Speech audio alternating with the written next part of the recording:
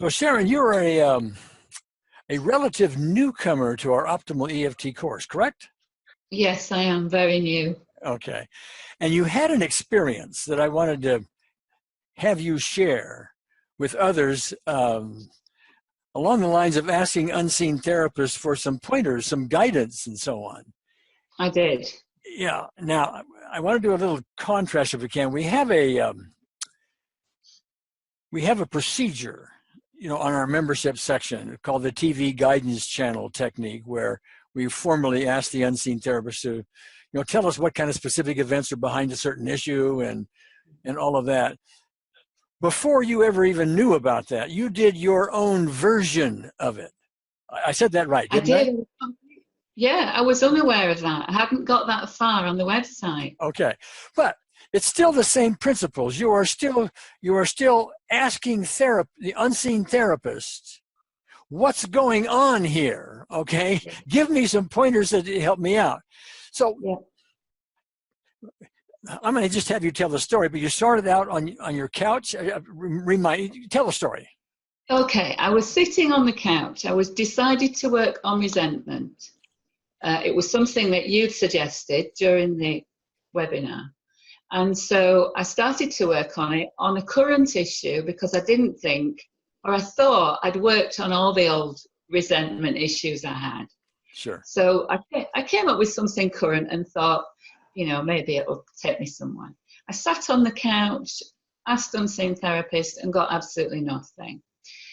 And I sat, and because I'm new, I thought, should I ask the question again? And how long do I sit here?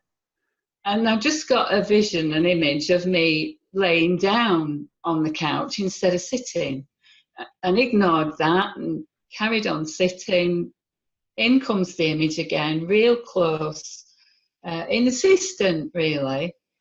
And so I felt a bit bemused, but laid down on the settee. And then as soon as I did that, started to get almost like a slideshow of different events from my life that I recognized but hadn't done anything with.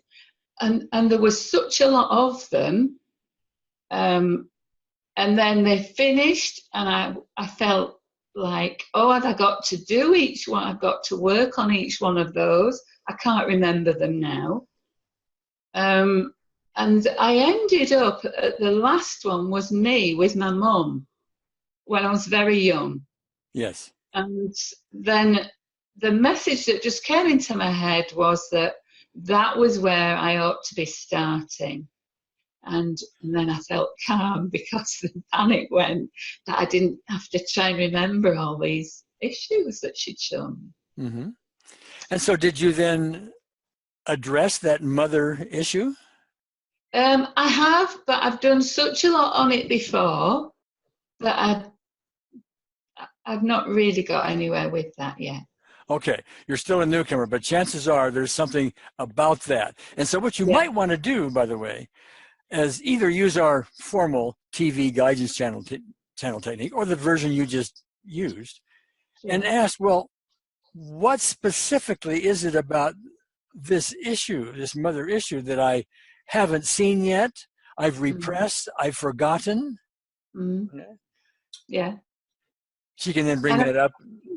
What I did find, Gary, the only bit I did find was that because I was working on resentment, it seemed that I had quite a number of small resentments with my mum.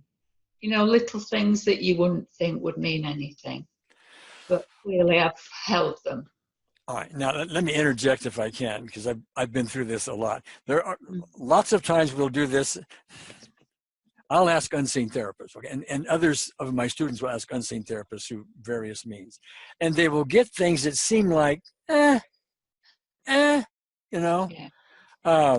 But unseen therapist isn't going to show them to you unless there's something to it. Okay. So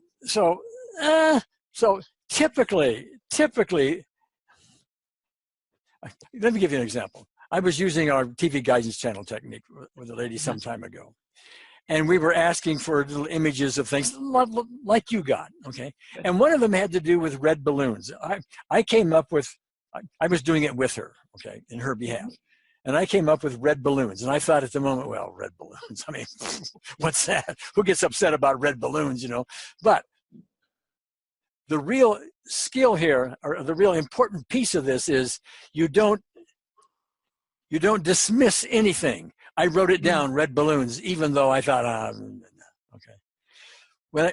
When we both stopped our internal work, or Asking Unseen Therapist, I started going through my list, and the minute I hit red balloons, she goes, oh! And it reminded her of something, and then we started talking about it, and next thing you know, red balloons really meant something, okay? Yeah.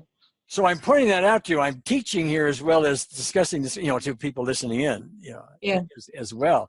But the important message here, Sharon, is you used a version of what we're teaching, even as a newcomer, to ask unseen therapists, and you're getting answers. What you now need to learn is that you got to pay attention to the answers, even though you think they're nothing. Yeah, yeah. And the biggest plus for me, Gary, was that I did know I was actually connected to her. Oh, talk about that. Yeah. Because I sit and ask her to come in, and I'm never sure, as people said during the webinar, have I actually got through? Like I said, you know, should I sit here repeating the question? Should I sit and wait a bit, repeat again? And I'm always like that. And so it was a really clear for me, a fantastic message just to say I had made a connection, because everything she showed me related to my life. So that was brilliant. Yeah, see, many people, when they want to have this connection, what they're looking for is what I've tended to call a Hollywood moment. You know, harps playing and angels flying and music and all of this kind of stuff. And, well, you know, I mean, those are possibilities, but for most people, we're not really ready for that. Yeah. You got some really big messages, a bunch of slides, okay? And it was presented to you in a way that you could recognize it. True. No harps playing, you know. Yeah. Elvis had left the building and wasn't even there. Yeah. It was perfect for me. But that's what we need to do. We need to start understanding how we're being communicated with. See, our real problem here isn't that Unseen Therapist isn't talking to us. It's that we're not listening. We don't know how to listen yet. And so you're step one at listening, you know, and that's good. That's good. Okay. Anything more? Yeah, just if I could just say that it was the first webinar that I'd been on as well. And I got such a lot from that first webinar. You know, somebody in there had pointed out, I'm sorry, I can't remember the names, but a gentleman had said, you know, sometimes we're just trying too hard to make this contact. We should just relax and ease off. And I remembered that when I was sitting. So it was really, really helpful. Yeah. Okay. Go on to see the webinar. Yeah. All right. Sharon, thank you so much. Thank you.